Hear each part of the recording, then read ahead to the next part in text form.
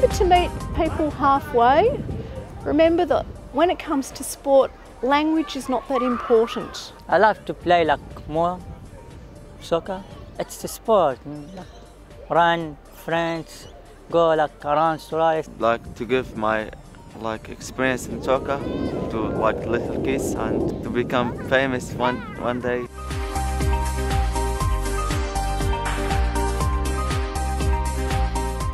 We've been running a community coaching program from the start of this year. We've had 15 people, young people of diverse ethnic background. Most of them have only been in Australia for the last 2 or 3 years. And they've come to us and we've run a training program for them to become coaches, junior football coaches. Just like we were doing indoor soccer, like Nick Nicholas saw me doing some talk to the boys about coaching or something like that.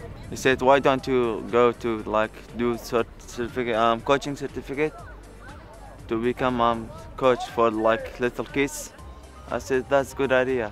I'm with CMY Sports and Recreation team. Really, we had a couple of boys who were looking to take that next step, volunteering at club level, things like that, and the coaching was a good fit for them to come down here.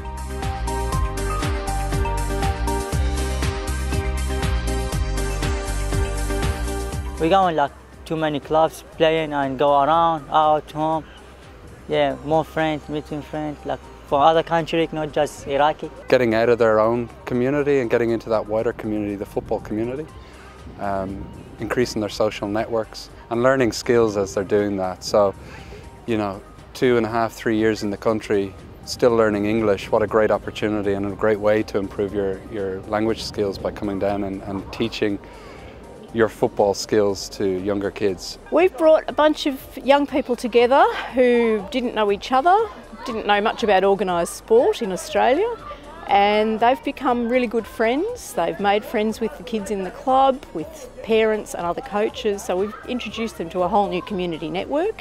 The little kids just love them, and together they've all developed new skills and new friendships. Self-language for kids, sometimes speaking something we don't hear it before, so kind of practice English. So look, it's been great for them. Their confidence levels have increased. In the year I've known them, their English levels have increased. They're general just a lot more outgoing, a lot more extroverted now, so it's been a really, really positive experience for them. They associate football with very, very good life experiences that they've had overseas, so the joy that you could see on their faces and just the freedom they had with the football, with the game football, was just amazing and a very enlightening experience for me.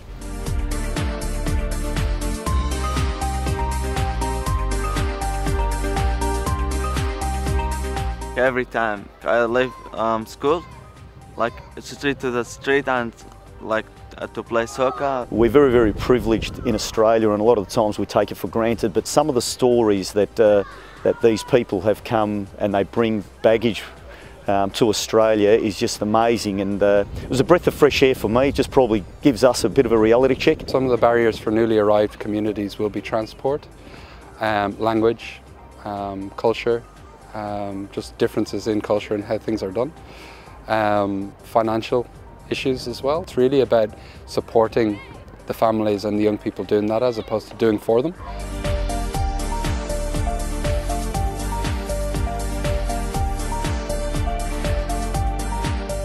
In terms of strategies, really it's about going where there's a captive audience, so making use of the community organisations who are already working with newly arrived families, who have the trust and the relationships that sporting clubs can come in on. We've borrowed minibuses, we've had youth workers and teachers drive the minibuses, we've had parents and friends pick up the young people from home and bring them.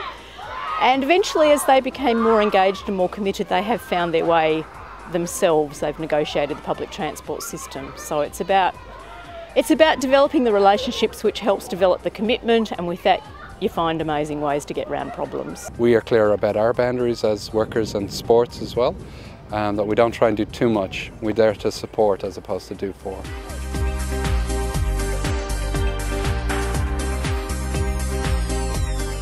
My parents always like soccer, to become famous player. They always helping me and pushing me forward.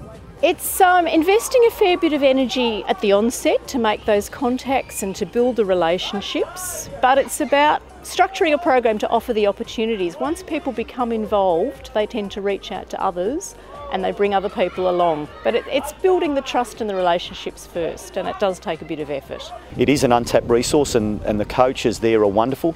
What we don't realise is many of these coaches come from a footballing background, so that the passion is in the blood, so to speak. They have a very, very thorough understanding of the game, which a lot of our people here don't, and they're willing to do it. And I think if these people generally tick all the boxes that clubs are after, and it's just an untapped market which needs to be tapped into, because there's some wonderful, wonderful people and footballing people in these communities. Remember to meet people halfway.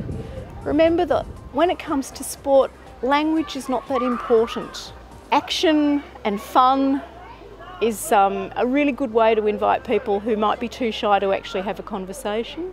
Have family days, barbecues, friendly games.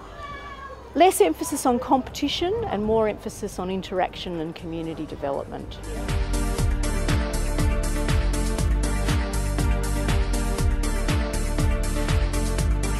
I like coaching like one day good club, and will be good coaching for everybody, and like team and club like us. Nabil was recently selected for the Street Soccer World Cup to represent Australia, which is a phenomenal achievement for someone 3 years in the country, and to put on the green and gold. So it's a very proud moment for him and for his family and for the Iraqi community in Hume. They're also up at the English Language Centre in Broadmeadows, which they were students of about 18 months ago, and they've taken their coaching skills free of charge, voluntarily are going up to the language centre and are coaching 80 students. Well, there's a need because there's a whole pool of talent out there. A lot of young people who come to Australia come with a football background, whether it's a formal one or they just play around in the street. They're incredibly talented players. A lot of them are fantastic informal teachers and have the potential to be great coaches. But at the end of the day, all they want to do is coach or play football, which, to be honest, we speak a global language, and they have a very good understanding of that. So all I say is open your doors, be accommodating to them, because a lot of them have some wonderful skills that we don't have, and some great life stories that they can impart on all areas of any sporting organisation.